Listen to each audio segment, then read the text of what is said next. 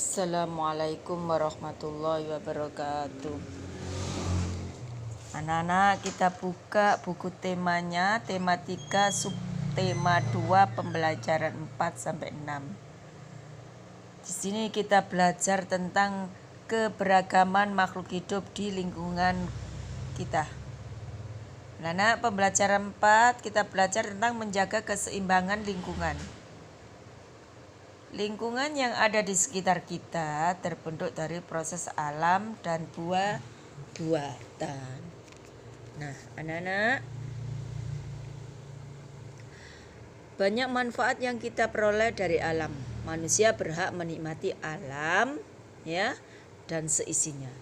Selain mendapatkan hak, tentunya manusia juga harus melaksanakan kewajiban. Kewajiban manusia terhadap alam adalah menjaga keseimbangan lingkungan. Nah, anak-anak, beberapa kegiatan positif yang dapat kita lakukan dalam kehidupan sehari-hari. 1. Di lingkungan rumah. Ya, kegiatan positifnya kita harus mengurangi penggunaan bahan kimia atau pencemaran lingkungan. Yang kedua, mengurangi produksi sampah rumah tangga. Yang ketiga, memilah sampah organik dan non-organik.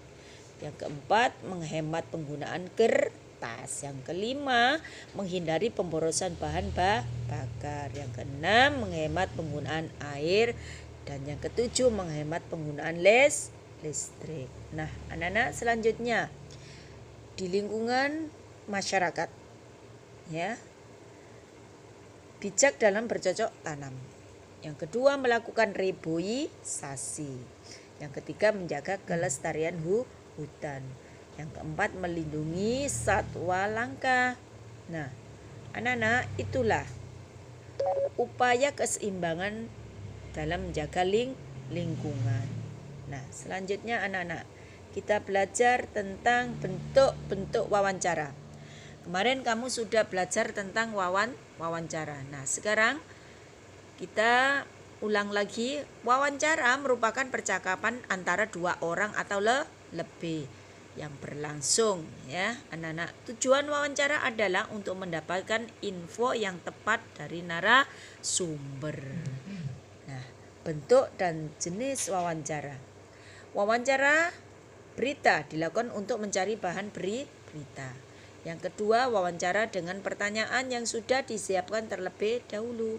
Yang ketiga, wawancara telepon, yaitu wawancara yang dilakukan melalui pesawat telepon. Yang keempat, wawancara pribadi. Yang kelima, wawancara dengan banyak orang. Yang keenam, wawancara mendadak atau mendesak.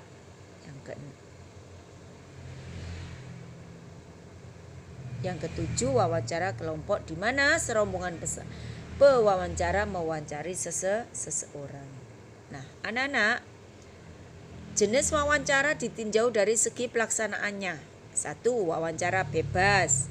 Yang kedua, wawancara terpimpin. Yang ketiga, wawancara bebas terpimpin. Nah, itulah wawancara ditinjau dari segi pelaksanaannya. Selanjutnya, anak-anak, yang kedua, sikap yang harus dimiliki wawancara. 1. Netral. Yang kedua, ramah. Yang ketiga, adil. Yang keempat adalah hindari ketegangan. Anak-anak, pembelajaran 5. Kita belajar tentang ciri dan pemanfaatan sumber daya alam hewan. Hewan merupakan sumber daya alam yang dapat dimanfaatkan oleh manusia. Contohnya, ya, ciri-ciri tempat hidup hewan. Ayam, tempat tinggalnya di darat. Bebek tinggal di darat juga. Namun bebek juga dapat berenang di perairan. Kelinci hidupnya di darat. Ikan hidupnya di air. Ikan digolongkan menjadi 3 jenis, yaitu ikan air tawar, ikan air payau, dan ikan air laut.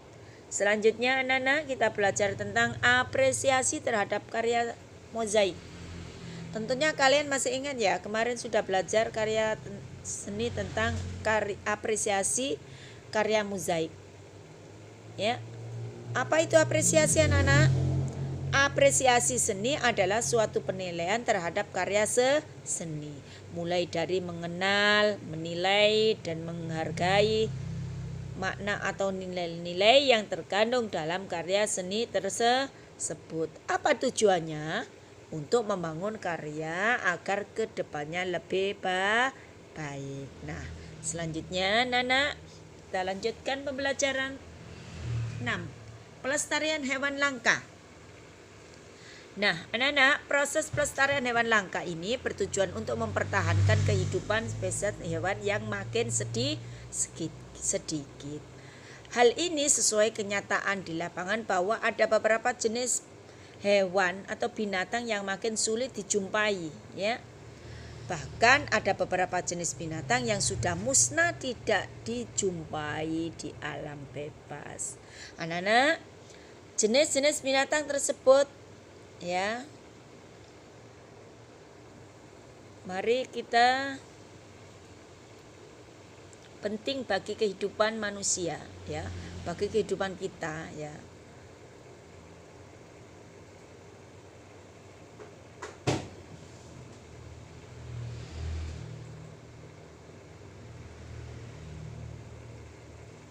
Nah, jenis-jenis binatang baik hidup maupun mati.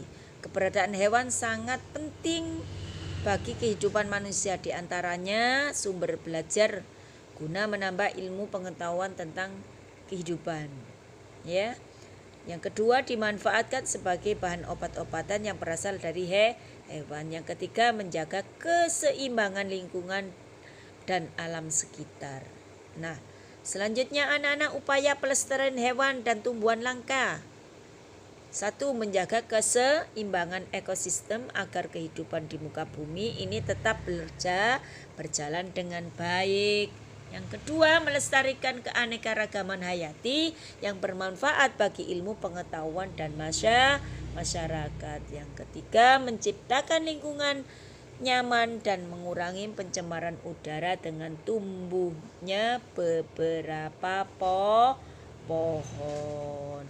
Selanjutnya anak-anak, kita belajar tentang format menulis laporan hasil wawancara. Setelah kita melakukan wawancara, kita akan menulis laporan hasil wawancara.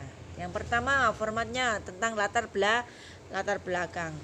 Nah, menulis alasan melakukan wawancara, contohnya siswa kelas 4 mendapat tugas untuk melakukan wawancara tentang menanam jagung yang baik dan benar. Hasilnya agar hasil panennya melimpah. Itu adalah contoh latar belakang. Nah, yang kedua, maksud dan tujuan. Maksud dan tujuan dilakukan wawancara.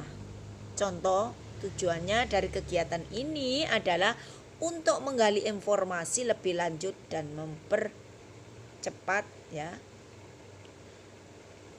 atau cara menanam jagung yang baik dan benar yang meliputi memilih bibit yang berkualitas dengan cara merawat tanaman jagung sampai berbuah.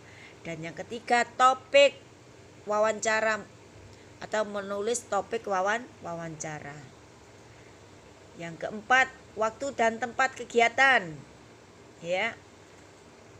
Menulis waktu dan tempat wawancara dilaksanakan. Contohnya wawancara ini dilaksanakan pada tanggal berapa, hari apa. Nah, tempatnya di mana. Yang terakhir, laporan hasil wawancara. Menuliskan narasumber wawancara dan hasil wawancara. Nah, anak-anak, yang terakhir adalah kesimpulannya. Menulis kesimpulan.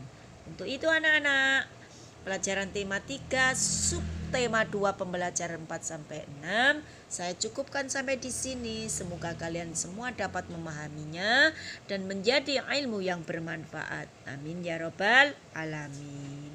Tugas kalian mempelajari lagi agar lebih paham. Saya akhiri, wassalamualaikum warahmatullahi wabarakatuh.